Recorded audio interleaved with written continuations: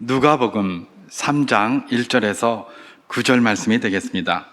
디베르 황제가 통치한 지 15해 곧 본디오 빌라도가 유대의 총독으로 헤롯이 갈릴리의 분봉왕으로 그 동생 빌립이 이두레와 드라고니 지방의 분봉왕으로 루사니아가 아빌레네의 분봉왕으로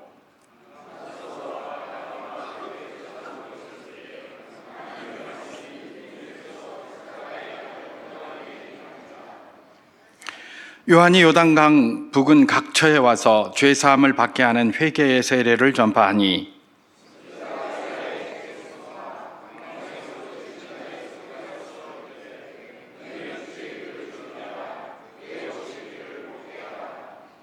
모든 골짜기가 메워지고 모든 산과 작은 산이 낮아지고 굽은 것이 곧아지고 험한 길이 평탄하여질 것이요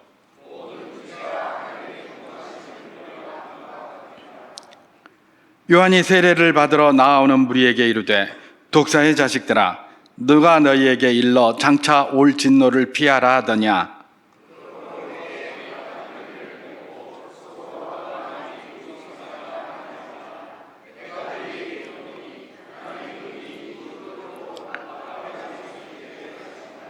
함께합니다. 이미 도끼가 나무 뿌리에 놓였으니 좋은 열매 맺지 아니하는 나무마다 찍혀 불에 던져지리라. 아멘.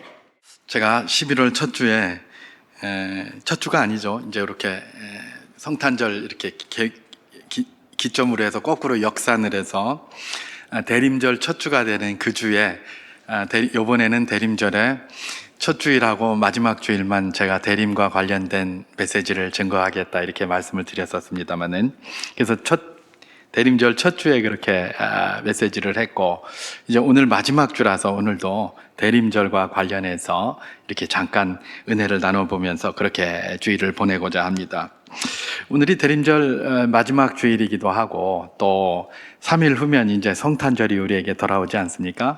그래서 이 성탄절의 주인이신 우리 또 대림절의 주인이시기도 하신 우리 예수님, 이 예수님을 기다렸던 사람들 여러 명이 있는데 그 중에서 그야말로 가장 우리에게 익숙하고 우리의 뇌리에 각인되어져 있는 세례 요한에 대해서 잠깐 참고를 하면서 그렇게 은혜를 나눠보기를 원합니다.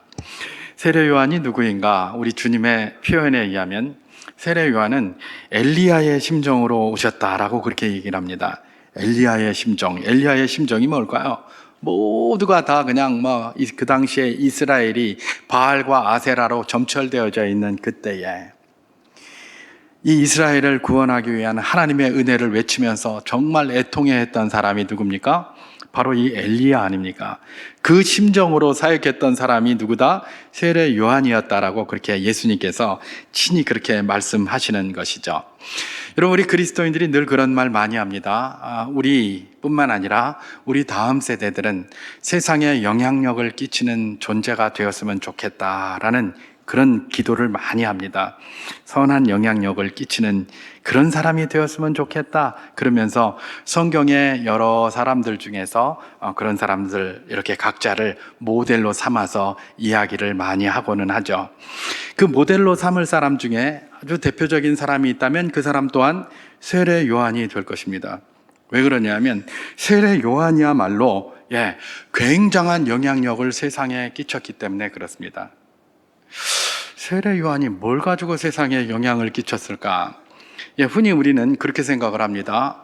힘을 가지고 세상에 영향력을 끼친다라고 생각합니다. 맞습니다. 힘이 있어야 돼요. 능력이 있어야 됩니다. 힘 없으면 아무도 관심이 없어요. 능력이 없으면 누가 카메라를 안 갖다 대요. 그래서 별로 세상에 영향력을 끼칠 수가 없는 것이 현실이고 우리가 그걸 늘 체험을 하며 살고 있습니다. 그렇기 때문에 지금도 젊은이들을 비롯해서 모든 사람들이 다 힘과 능력을 얻고자 몸부림치면서 그렇게 달려가는 것 아니겠습니까? 그렇습니다.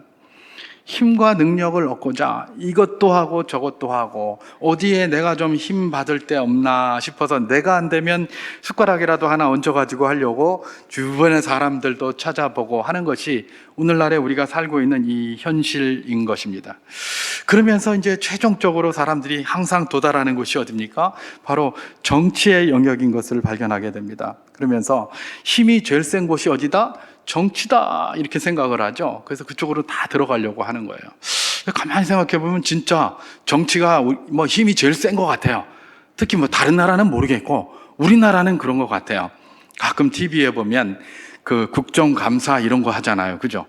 국정감사 그러면 그 정부의 고위 관료, 장관, 차관 뭐 이런 사람들 나오고 고위 그 직들이 거기 다 나와 있는데 국회의원들이 앞에서 그냥 막 삿대질을 하고 심지어 욕까지 하고 비웃고 조롱하고 막 그런단 말이에요. 야, 거기 그 정부의 그 고위 관료들이 그 자리에 올라가기까지 얼마나 고생했는지 생각해 보면 이게 상상이 안 됩니다. 야, 그 사람들이 뭐 보통 똑똑한 사람들이겠습니까? 다 내로라 하는 사람들 아니겠습니까? 제가 아는 동생 하나도 그 친구가 이 행정고시를 패스를 했어요. 30년쯤 전에 행정고시를 패스했는데 지금 30년이 지났는데 직급이 뭔가? 제가 신문 가끔 이렇게 두들겨 보면 그 친구 이름이 나와요. 그 친구가 지금 부이사관이더라고요. 부이사관이면 3급 공무원입니다. 행정고시를 패스하면 5급 공무원이에요. 그런데 30년이 되도록 4급, 3급으로 밖에 못 올라간 거예요. 2단계까지 밖에 못 올라갔어요. 부의사관이 그래요. 그런데 적어도 그런 그 국정감사에 나오는 그런 사람들이 부의사관급이 나오겠습니까? 그보다 훨씬 더 높은 급이 나갑니다. 최소한 관리관, 그죠? 차관, 장관, 뭐 이런 사람들이 나가는 것이죠. 그리고 그런 사람들은 그야말로 사회의 엘리트들이고요. 내노라 하는 사람들이고요. 정말 똑똑한 사람들이에요.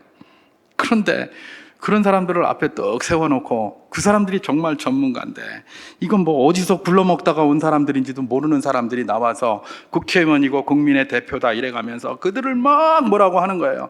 근데 그건 무식하다고 그러고 말입니다. 여러분 우리나라가 뭐 세계가 전문가 사회라고 합니까? 전문가 사회면 그렇게 하면 안 되죠. 그분들이 전문가 아닙니까? 그죠? 그러면 최소한 전문가에 대한 예우가 필요한데 뭐 자기들이 그냥 와서 어디서 뭘 하다 왔는지도 잘 모르겠어요. 근데 뭐 나와가지고 막 손가락질하면서 욕하고 그냥 조롱하고 쌍욕하고 그러면서 아주 인격 모독 많이 하고 이런 거 우리가 늘 보지 않습니까? 자, 이런 걸로 봤을 때 그래 정치가 가장 힘이 있구나라는 걸 사람들이 다 인식하는 거예요. 누가 뭐 정치가 힘 있다고 다른 거 말해서 인식하는 게 아니라 그런 거 보면 그래요. 그런 거 보면 그게 힘이 제일 있는 것 같아요. 그러니까 늘 사람들이 뭐라고 얘기를 합니까? 그런데 출마하고 이러는 사람들이 아유 내가 세상을 변화시키고 싶다. 그렇기 때문에 나는 정치로 간다. 이러면서 투신을 하는 것이죠. 자기가 마치 백마탄 그리스도인 것처럼 나타나가지고 내가 나를 뽑아주면 뒤집어 보겠다라고 이렇게 나가는 건데 우리의 경험이 우리에게 이야기해 주는 건 뭡니까? 다 그 밥에 그 나물이지. 네가 뭔데 그걸 하겠냐라는 것이 우리의 경험이 이야기해 주는 것 아니겠습니까? 바로 그것입니다. 여러분 세상은 모두가 다 그렇게 얘기를 합니다. 힘이 있어야 바꾼다. 힘이 있어야 바꾼다. 예, 맞아요. 힘이 있어야 바꿉니다. 힘이 있어야 바꿉니다. 그게 세상에서 이야기하는 것도 우리 것이고 우리도 동의하고 또 그래서 막 따라가기도 합니다. 그러나 우리는 하나님의 백성이고 그리스도인입니까? 그렇다면 적어도 세상에서 이야기하는 그 정도만 가지고 힘을 판단해서는 안 될 것입니다. 그리스도인은 뭐 그 정도를 가지고 생각하는 사람을 그리스도인이라고 말할 필요 없습니다. 왜냐하면 그건 그리스도인 아니라도 얼마든지 생각할 수 있는 거기 때문에 그렇습니다. 그렇다면 우리가 그리스도인입니까? 그렇다면 우리가 하나님의 백성입니까? 조금 생각이 조금 전향적이 돼야 되겠죠. 우리 그리스도인들은 무엇이 세상을 변화시킬 수 있단 말인가? 무엇이 세상을 변화시킬 가장 강력한 힘인가라는 것들을 고민해 보아야 될 때에 세상을 변화시키는 가장 큰 힘은 외부에서 오는 게 아닙니다. 내 안에서 나오는 겁니다. 그 사실을 인식해야 합니다. 세상이 아무리 변해도요, 내가 변하지 않으면 세상은 그대로 있어요. 내가 변하는 게 세상을 변화시키는 가장 강력한 힘이에요. 내가 변하는 게 세상을 변화시키는 가장 강력한 힘이다. 내가 안 변하면 아무것도 안 변해요. 내가 변하면 모든 게 변해요.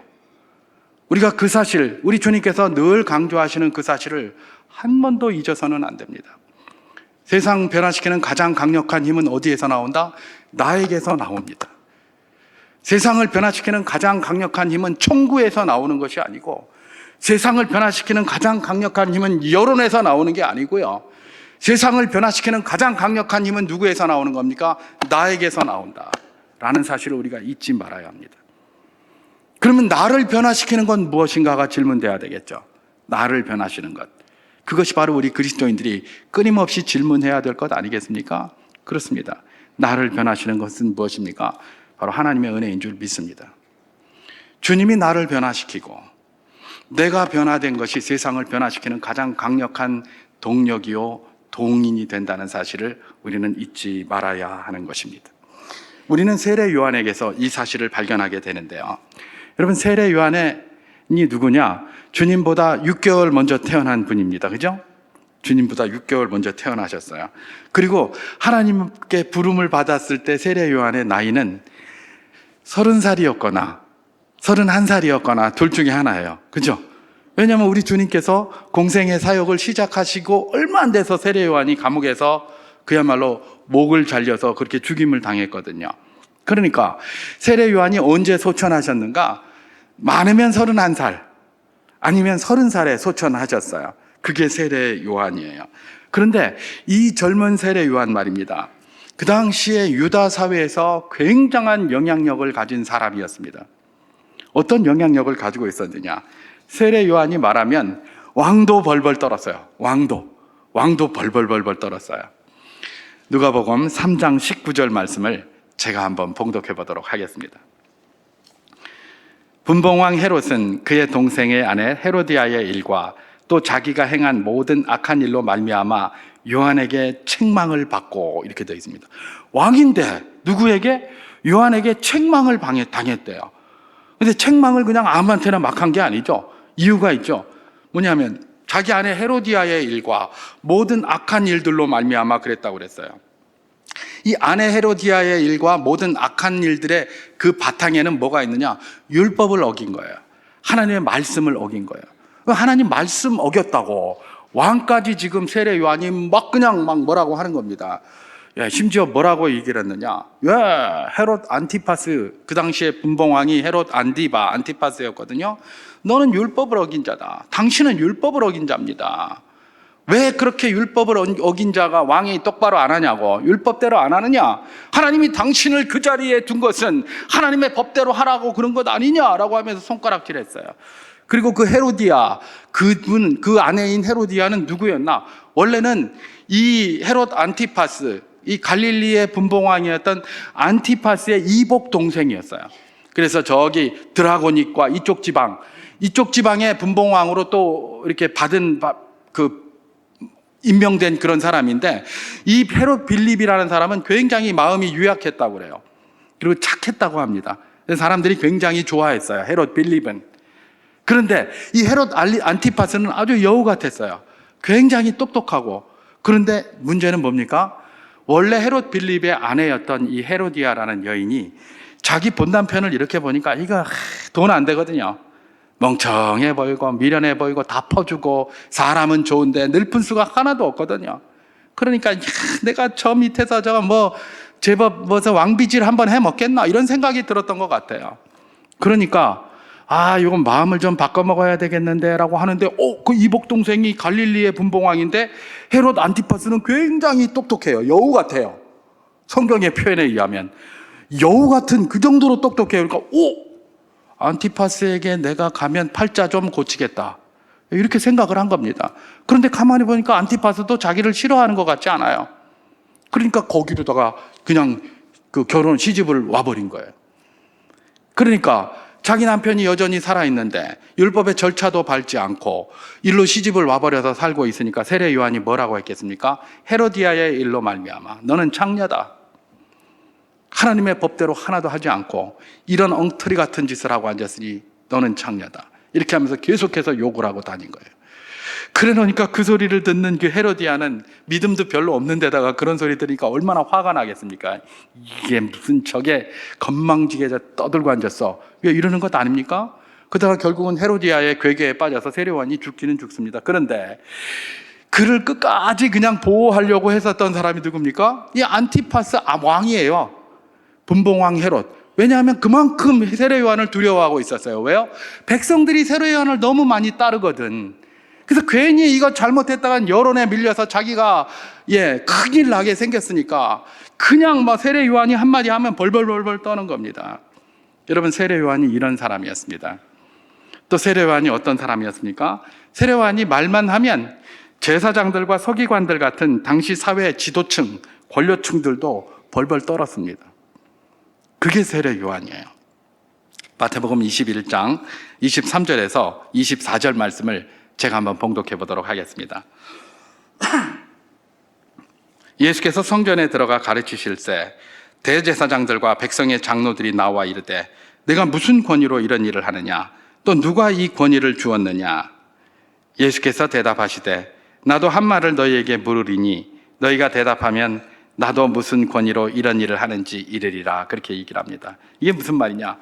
예수님이 성전에 가서 막 가르치고 계셨어요. 하나님의 말씀을 가르치고 계셨는데 성전에 일하고 있는 대제사장과 백성의 장로들, 그야말로 그 지역의 그 사회의 지도층들이 딱 와가지고 예수님한테 그러는 겁니다. 야, 예수, 니 뭐고? 누가 권한을 줘서 여기 와 있노? 권한을 주는 자가 누굽니까? 대제사장이 주잖아요. 근데 대제사장 자기가 준 적이 없는데 와가지고 성전에서 막 가르치고 있으니까 대제사장이 온 겁니다. 니 뭐고? 니 왜 니 맘대로 그렇게 하고 있노? 누가 너한테 그런 권한 줬는데? 그러면 누가 줬다 그러면 내가 대제사장인데 이러려고 했는데 예수님이 뭐라고 얘기를 합니까? 그래, 좋다. 내 대답해 줄게. 그러면 내 질문에 네가 한번 대답하면 내가 대답해 줄게. 그리고 나서 무슨 질문을 합니까? 요한의 세례가 어디로부터 왔느냐? 하늘로부터냐? 사람으로부터냐? 이렇게 질문합니다. 그래서 그 대답을 하면 자기도 대답해 주겠다 그랬어요.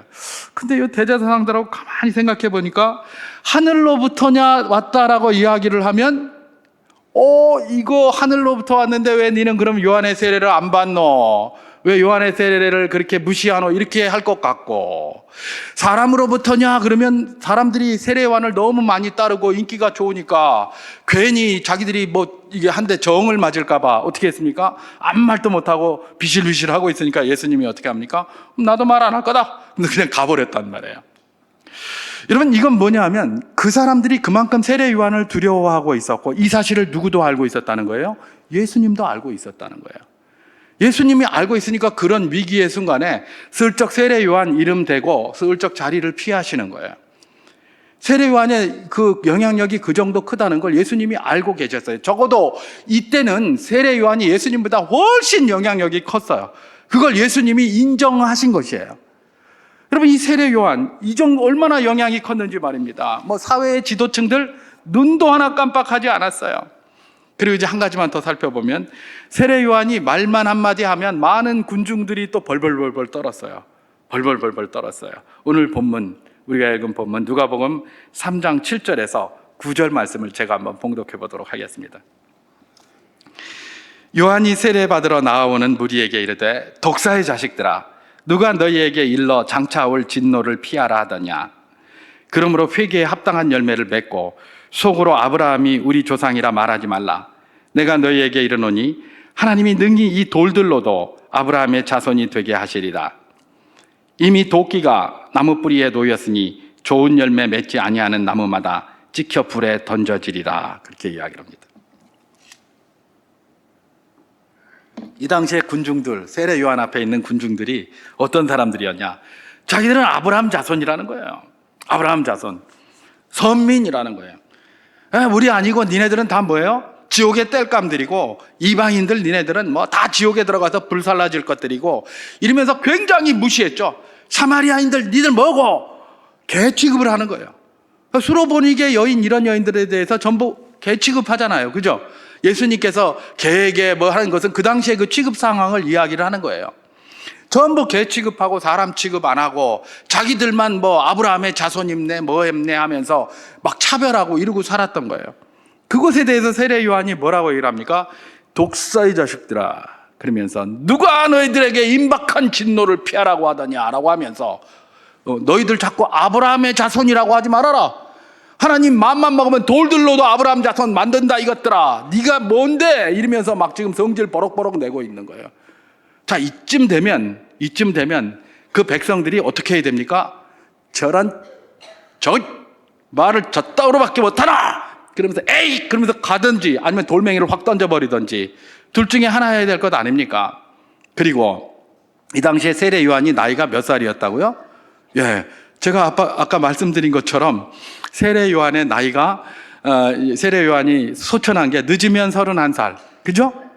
그 다음에 빠르면 30살이에요, 그죠? 그러면 이 왕성하게 활동할 때 이때 세례 요한의 나이는 뭐예요? 20대였어요, 그죠? 20대에 이렇게 했다는 거예요. 이 대가리에 피도 안 마른 게 어디 이 어른들 앞에 놓고는 있단 소리에.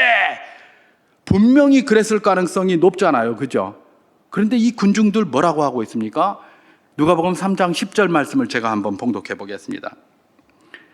무리가 물어 이르되 그러면 우리가 무엇을 하리이까? 이 독사의 자식들아, 아브라함의 자손이라고 말하지 마라. 돌들로도 그렇게 만들 수 있다 라고 하면서 20대가 그러고 앉았는데 그 많은 사람들이 거기서 뭐라고 얘기를 합니까? 그러면 우리가 무엇을 하리이까? 이러고 있는 거예요. 이 말은 뭡니까? 그 당시에 사회의 모든 사람이, 왕으로부터 백성 말단에 이르기까지 모든 사람이 세례 요한의 영향력 속에 있었고 그를 두려워했다라는 사실을 우리가 기억해야 되는 것입니다. 여러분, 세례 요한 몇 살이라고요? 이 당시에 20대에 이렇게 활동을 했다고 이야기를 했습니다. 아니, 저 이영 목사는 왜 자꾸 나이 얘기를 하노? 뭐 나이야 어리면 뭘 어때? 저 꼰대 마인드를 갖고 꼰대 이야기 하는 거 아이가? 혹시 그렇게 생각되십니까? 여러분, 이 당시에는 유대뿐만 아니라 그 지역뿐만 아니라 그야말로 로마 정부, 로마도 그렇고 전부 다 뭐예요? 나이가 계급인 시절이었습니다. 나이가 많으면 그게 계급이에요. 여러분, 로마를 한번 생각해 볼까요? 로마에서 제일 높은 기관이 있었습니다. 그 기관이 뭐죠?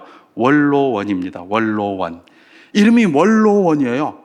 으뜸 원자, 우리 번역을 그렇게 하죠. 으뜸 원자에 노익장, 노인, 늙을 노자, 그리고 집 원자 이렇게 썼어요. 이 늙은 노인들 중에서도 으뜸이 되는 사람들만 거기 다 모여 있는 게 원로원, 세나투스라고 이야기를 했습니다. 헬라어로. 세나투스가 이게 미국에 보면 비슷한 게 있습니다. 미국의 상원을 세니터라고 합니다. 상원 의원을. 세니, 시니어 이런 게 다 높다, 나이 많다 이런 뜻 아닙니까? 이게 다 거기서 나온 말들이에요. 다시 말해서 로마 시대에도 나이가 많은 것이 권력이었어요. 나이가 많은 것이 힘이었어요. 나이가 많은 것이 능력이었어요. 근데 지금 세례 요한 몇 살이라고요? 20살이 20대예요. 20대가 이런 말 하고 있으면 어떻게 합니까? 아까 제가 했던 거 다시 한번 하겠습니다. 이 대가리에 피도 안 마른 게 이런단 말이에요. 애들은 가라! 정상 아닙니까? 그랬는데 이런 말을 듣는 거예요. 여러분, 요즘도 말입니다. 제가 전에 한번 말씀드렸죠. 저 중동 지역에서 선교하시는 분들 오면 수염 그대로 이렇게 기르고 있어요. 요새도 보면 시리아 내전, 뭐 시리아 전쟁, 무슨 하마스, 무슨 뭐 이런 전쟁, 그리고 무슨 헤즈볼라 뭐 이런 거 나오면 대변인들이라고 나와 있는 사람들이 다 수염 막 이러고 있잖아요. 그죠? 이 수염 길어요. 그죠? 저 사람들은 왜 저렇게 수염을 기르나? 원래 수염이 저렇게 잘 나는 사람들인가? 저같이 수염 없는 사람들이 생각할 때는 이게 좀 부럽기도 해요. 어떻게 저렇게 수염이 잘 나나? 그런데 이제 가끔 그쪽 지역에서 이제 제가 저기 분당에 있을 때 선교하고 오시는 선교사님들이 이렇게 들어오면 수염을 이렇게 했는데 제가 이게 수염이 없어서 그런지 그런 거 보면 조금 이제 평소에는 괜찮은데 음식 먹을 때 이게 여기 자꾸 똑똑 묻는 겁니다, 이게. 그래서 이렇게 보면 좀 저기에서 선교사님 웬만하면 수염 좀 깎아라 좀. 그거 저기 자꾸 묻고 그랬나 아마 지저분하다 그냥 그랬거든요. 그랬더니 그분이 그러는 거예요. 목사님, 우리는 이거 선교 때문에 수염 기르는 겁니다. 이러는 거예요. 또 그게 뭐냐 그랬더니 그 동네는 저처럼 이렇게 수염이 없으면 애 취급한다는 거예요. 수염이 있어야 나이 많은 취급을 한다는 거예요. 저는 애 취급 받을까봐 염색을 안 합니다. 머리 하얗잖아요. 애 취급 받을까봐. 그건 아닌데 어쨌든 이 수염을 뭐예요? 나이 많아 보이게 하는 그 이유로다가 하는 거예요. 그러니까 그 동네 사람들은 지금도 수염 다 이러잖아요. 다 이러고 거기서 선교하려면 수염 이거 깎으면 안 된대요. 적어도 그 선교사님들한테 제가 들은 건 그래요. 왜냐하면 나이가 많아. 그러니까 지금도 그 사회는 나이 많은 자들에게 뭔가 메리트를 주고 뭔가 그걸 준다는 것 아니겠습니까? 자, 그런데 2000년 전에 세례 요한이겠습니까? 그죠? 이제 머리에 피도 안 마른 20대가 와가지고 왕부터 시작해서 그냥 막 백성 군중들의 모든 것까지 좀 국사의 자식들아 막 이래 갔으니 말입니다. 아브라함 자손 웃기고 앉았네. 돌들로도 그렇게 만든다. 막 이러니까 막 얼마나 깜짝 놀라겠습니까 그냥. 그런데 이분들이 어떻게 하고 있다고요? 그러면 우리가 무엇을 하리까? 이렇게 이야기를 하는 겁니다. 도대체 세례 요한의 그 영향력, 그 능력은 어디서 나온 것인가? 질문하지 않을 수 없죠. 질문해야 되는 겁니다. 그 당시에 사도 바울도 같이 살았거든요. 같은 시기 사람이거든요. 세례 요한이 가말리엘 문화에서 났는가? 가말리엘 문화 근처에도 안 가봤어요. 세례 요한이 가말리엘 문화에서 수속 좀 했는가? 근처에도 못 해봤어요. 날 때부터 로마 시민이었는가? 근처에도 못 가봤어요. 그 세례 요한이 뭐지? 그러면 무슨 산헤드린 공의회하고 무슨 좀 관련이 있는가? 근처에도 안 가봤어요. 갈라 그러면 막 쌍욕하고 이러니까 겁나가지고 사람들이 오는 것도 반대했어요. 제가 지금 누구하고 비교하냐면 사도 바울하고 비교하고 있거든요. 스펙으로 따지고 능력으로 따지면 이 세례 요한은 사도 바울의 이 인간적인 관점에서 발바닥에 때만도 못해요. 그게 그 당시에 세례 요한의 입지였어요. 그런데 말입니다. 세례 요한이 20대에 이런 엄청난 영향력을 행사하고 있다는 것이죠. 그럼 도대체 세례 요한의 스펙은 뭐냐? 우리가 이런 질문을 합니다. 세례 요한의 스펙에 대해서 잘 기록한 게 있습니다. 어디에 기록되어 있습니까? 마가복음 1장 6절 말씀입니다. 제가 한번 봉독해 보겠습니다. 요한은 낙타털 옷을 입고 허리에 가죽띠를 띠고 메뚜기와 석청을 먹더라. 그렇게 얘기를 합니다. 여기에서 메뚜기와 석청을 먹었다 그랬더니 야, 맛있는 메뚜기하고 벌꿀, 이게 야생꿀, 자연산 꿀을 먹었으니까 굉장히 부자 아니냐? 아닙니다. 이거는 그 당시에 제일 가난한 사람들이 먹는 겁니다. 그리고 낙타털 옷을 입고 가죽띠를 허리에 띄었다 그랬더니 와, 모피코트에 명품 가죽 벨트를 맨 거 아니냐? 무슨 갓바치가 명품 맞나요? 하여튼 모르겠는데 어쨌든 이런 벨트 메고 이러고 있는 거 아니냐? 이렇게 생각하면 오산입니다. 그죠? 그 당시에 자기들이 집도 절도 없이 밖에 나가서 살아야 되기 때문에 늘 기르는 그 낙타털 하나 그거 해가지고 그거 하고 왕들이나 높고 고위 간직이고 돈도 있고 이랬으면 구멍도 내고 해서 단추도 예쁜 걸로 끼고 이렇게 했을 텐데 그런 거 없으니까 그냥 아무거나 잘 끊어지지 않는 가죽으로 그냥 질끈 메고 돌아다닌 겁니다. 다시 말해서 세례 요한은 거지 중에 산거지였고요. 집도 절도 없고요. 스펙도 없고요. 아무것도 없는 이런 자들이었다는 겁니다. 근데 이런 자가 어떻게 하고 있는 겁니까? 말만 한마디 하면 사람들이 벌벌 떨고 그 영향력이 끝이 없다라는 것을 지금 성경에서 설명해 주고 있는 것이죠. 어떻게 이렇게 자기들 세상적인 관점에서 자기들이 볼 때에도 이렇게 아무것도 아닌 사람한테 왜 이렇게 사람들이 두려워 떨고 있다는 말인가? 무엇이 세례 요한으로 하여금 그런 엄청난 영향력을 주었는가? 그 답을 우리 주님께서 친히 암시하시고 계십니다. 그게 마태복음 11장에도 나오고 누가복음 7장에도 등장을 합니다. 제가 그 중에서 누가복음 7장 22절에서 23절까지 말씀을 한번 봉독해 보도록 하겠습니다.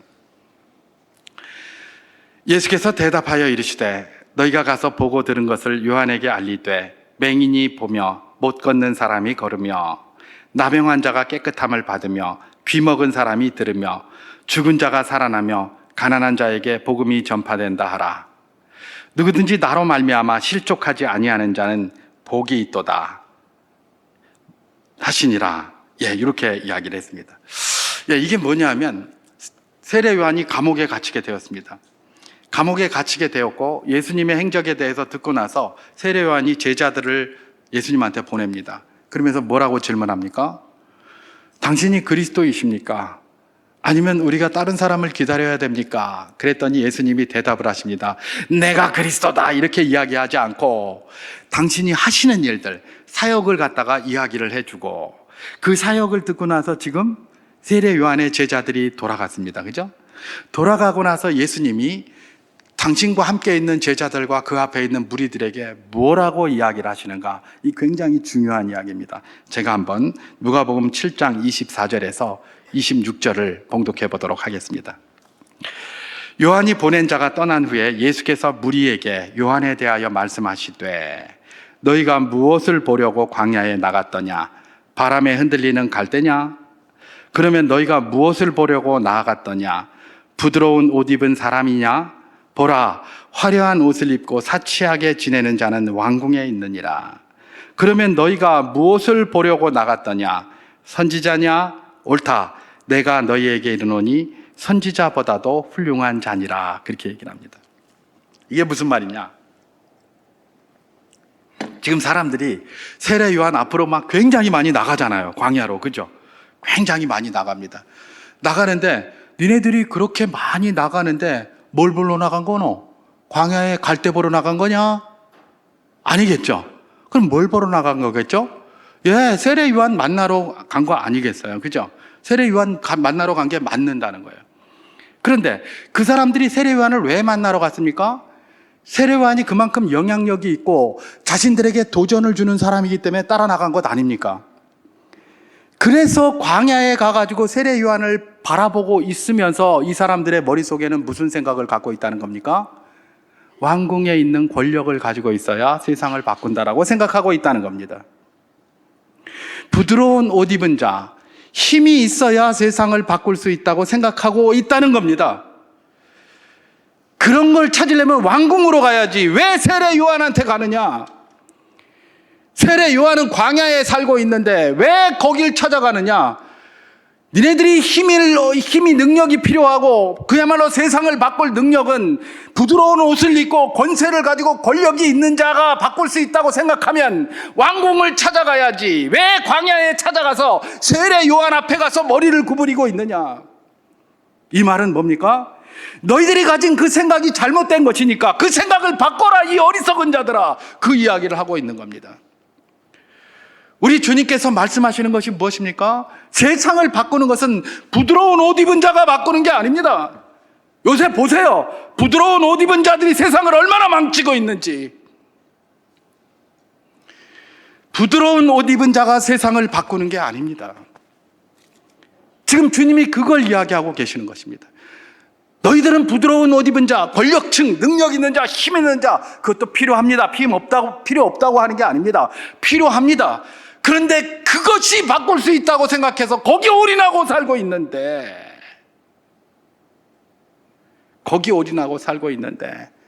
그러면 왜 세례 요한 앞에 가서 머리 숙이고 있노? 왕궁에 가야지.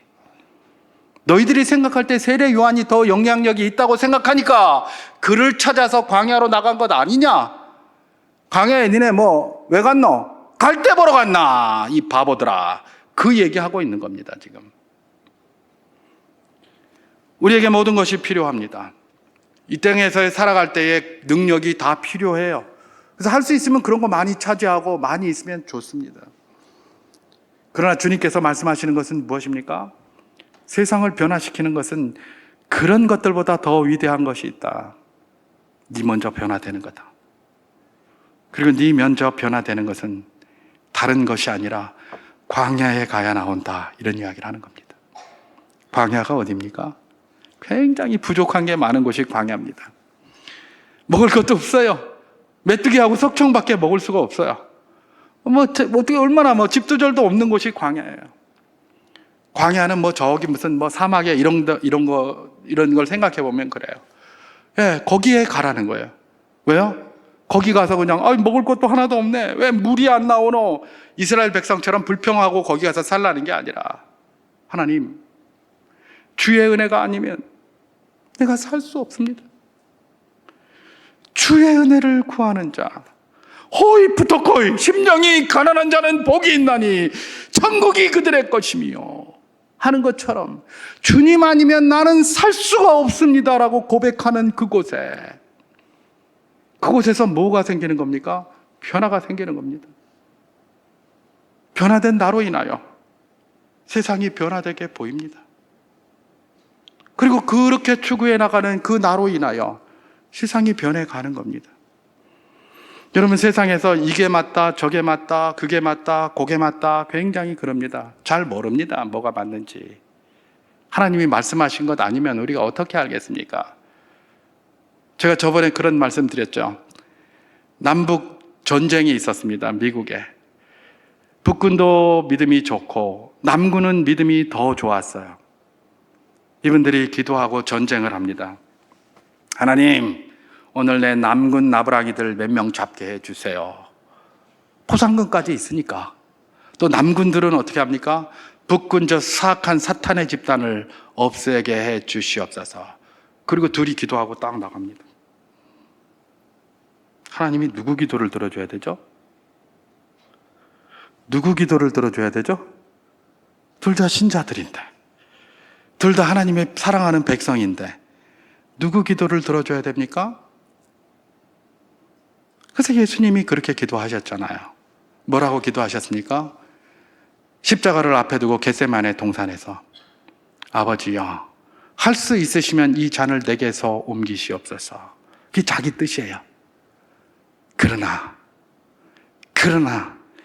나의 원대로 마시옵고 아버지의 뜻대로 되기를 원하나이다. 여러분, 이 세상에 많은 갈등들이 있습니다. 왜 갈등들이 있습니까? 자기 소견에 옳은 대로 하려고 하기 때문에 그래요. 이 세상의 평화는 왜 깨집니까? 자기 소견에 옳은 대로 하려고 하기 때문에 그래요. 하나님은 원래 인생을 만들어서 하나님만 쳐다보고 살게 하셨어요. 그랬는데 자꾸 이 눈을 하나님께 돌이켜서 다른 거를 쳐다보면서 거기에 빠지게 되었고, 이제 눈이 밝아졌어요. 그래서 자기 소견에 옳은 대로 자기가 하나님처럼 된 거예요. 그래가지고 이제는 뭐예요? 자기가 곧 기준이 하나님 기준이 됐어요. 기도를 해도 내가 한 대로 기도한 걸 들어줘야 하나님이에요. 내가 한 기도대로 안 들어주면 하나님은 나쁜 하나님이고, 그런 하나님은 없는 하나님이에요. 내가 한 대로 들어줘야 돼요. 그러니까 똑같은 그리스도인들인데도 나와가지고 자기 뜻대로 해야 하나님이라는 거예요. 누가 우리하고 더 가깝냐, 누가 하나님이 우리 편이냐 이래가면서 말입니다. 그리고 싸우고 있는 거예요. 그리스도인들 변화되어야 합니다. 어떻게 변화되어야 합니까? 하나님의 뜻대로 되기를 소원합니다. 그렇게 변화되어야 돼요. 여러분, 하나님께서 이 세상 움직이시는 줄 믿습니까? 믿는다고 해놓고 자꾸 자기 기도대로 안 되면 안 된 것처럼 막 그렇게 해요. 자기 뜻대로 안 맞아지면 막 가서 뭐 하자 그러고 막 그래요. 이 땅에 권세 하나님이 세우신 줄 믿습니까? 믿습니까? 그런데 왜 그들을 위해서 기도 안 하고 맨날 갖다 욕하고 그럽니까?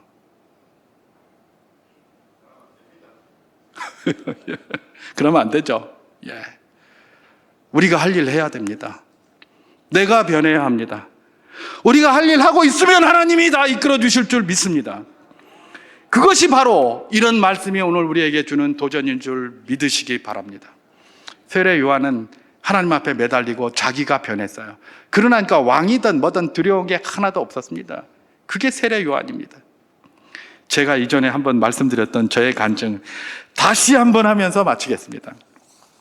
제가 이전에 대학생 때, 저는 대학생이라도 그때 나이가 많은 대학생이었습니다.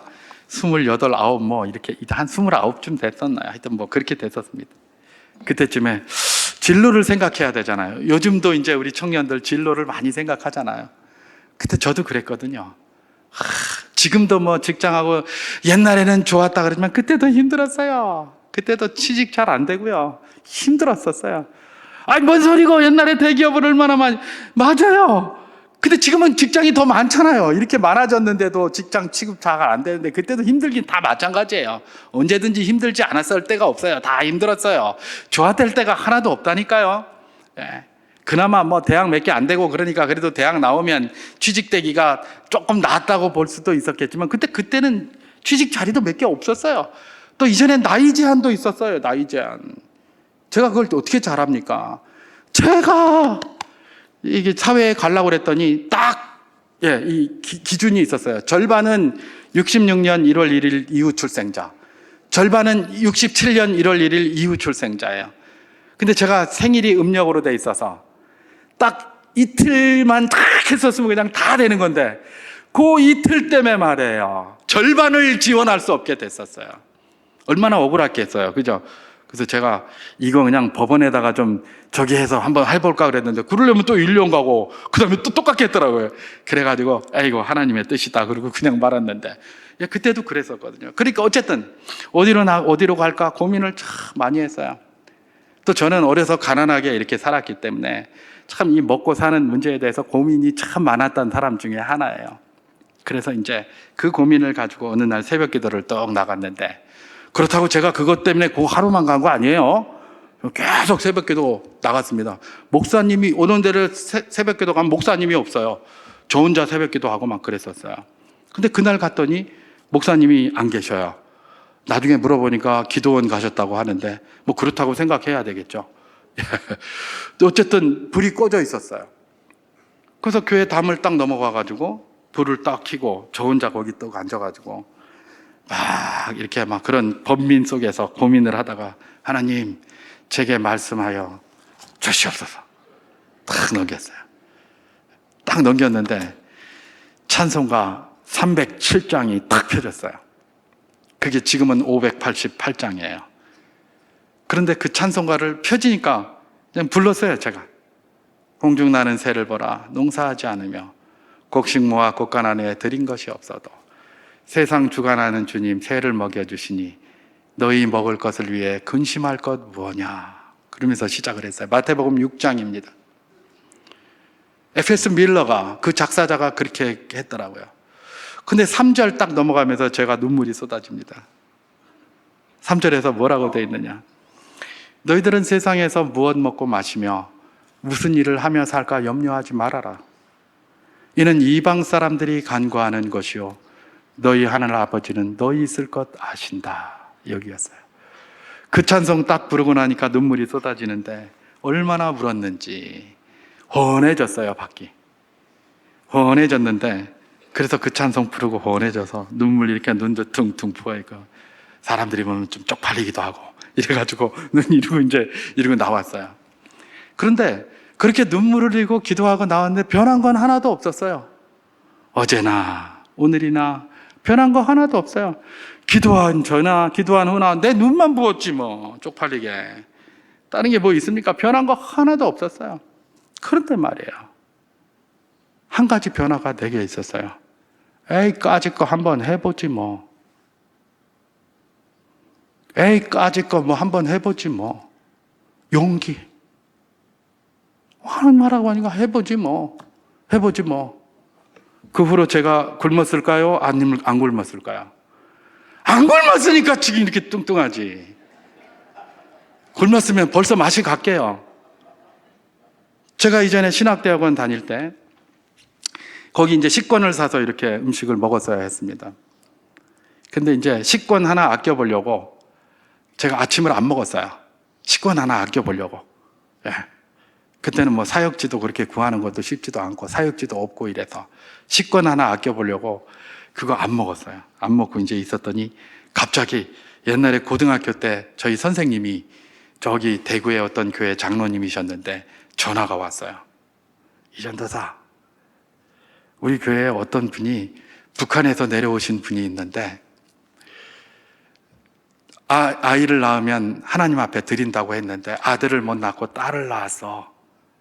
그런데 이제 혼자 내려오셔서 딸 하나 데리고 내려오셨기 때문에 참 하나님 앞에 드렸던 그 서원은 갚지 못하고 그분이 청소를 하시는 분이신데 어떤 분이 와서 신학교에 밥을 굽는 사람이 있다고 말하는 소리를 듣고 돈 10,000원을 후원하고 싶으시다라고 하면서 후원을 나보고 좀 한다고 부탁을 해내, 장로라서.